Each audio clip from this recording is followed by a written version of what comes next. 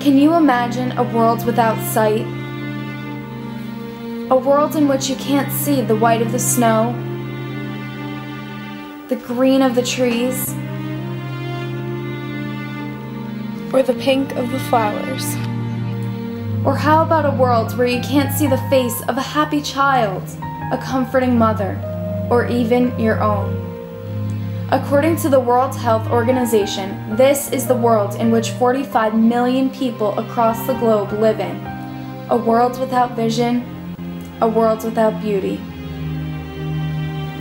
The most startling fact about blindness isn't the loss felt by those that suffer from it.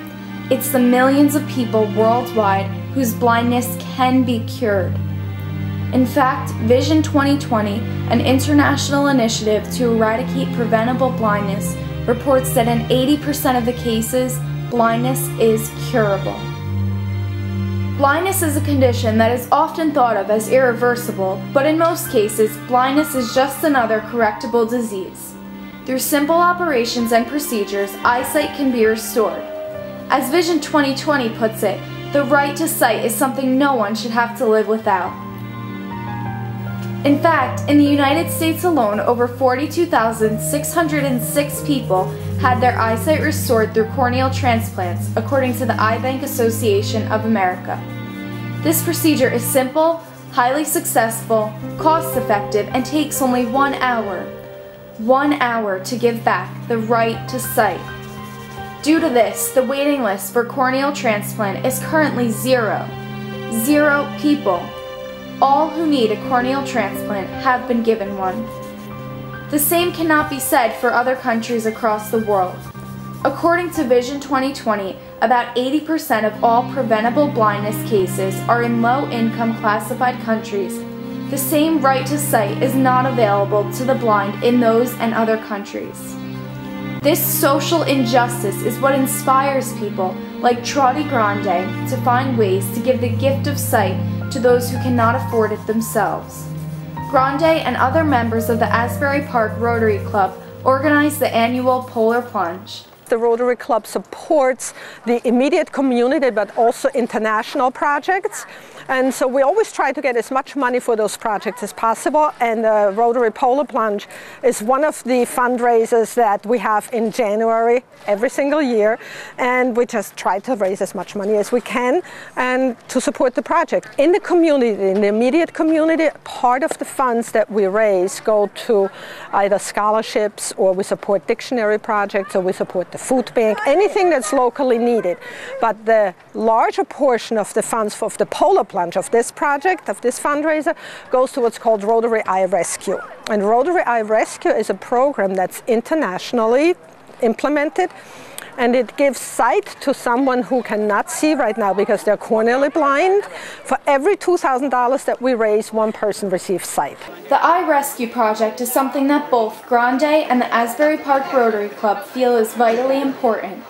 In fact, both still have the same enthusiastic vigor for the project as they did when the plunge was first created. Being the chair of Operation Eye Rescue, which is also a program that reverses corneal blindness, I gave a presentation to the Rotary Club about 4 years ago, and they took it on as a project. So I presented my project, reversing corneal blindness, and the Rotary Club of Asbury Park was absolutely enthralled with it and excited about it, and then they helped me develop the Rotary Polar Plunge. Tom Price, former president and current secretary of the Rotary Club, was one of the original members who first helped to organize the project. He served as the event's master of ceremonies. There's a Rotary Club in San Diego that started this, and they are known as the Rotary Eye Club West, and the Asbury Park Rotary is now the Rotary Eye Club East.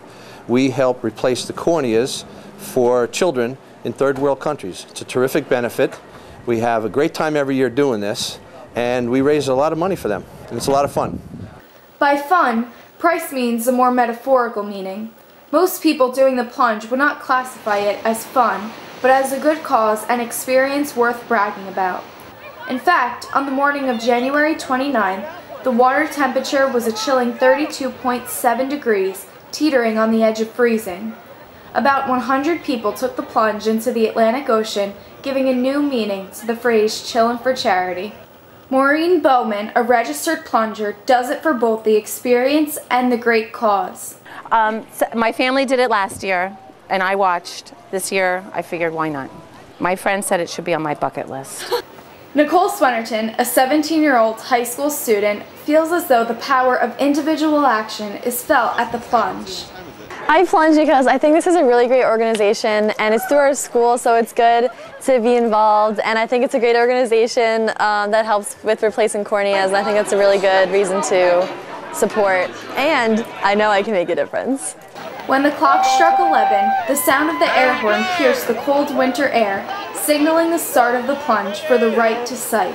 And in the words of Chevy Chase, this is crazy, this is crazy, this is crazy!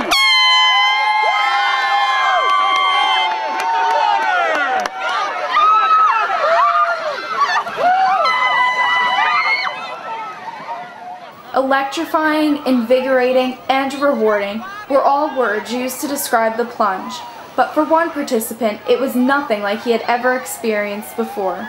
Invigorating. Good? Why do you plunge? You know, it's a challenge I just took on this year to see if I can swim in cold water. And I would like to swim farther, but the tide is so flat.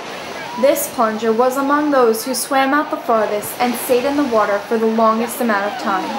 Crazy was the word used to describe him and the event as a whole, which is estimated to raise over $15,000. In year one, we raised $10,000. In year two, we raised $13,000.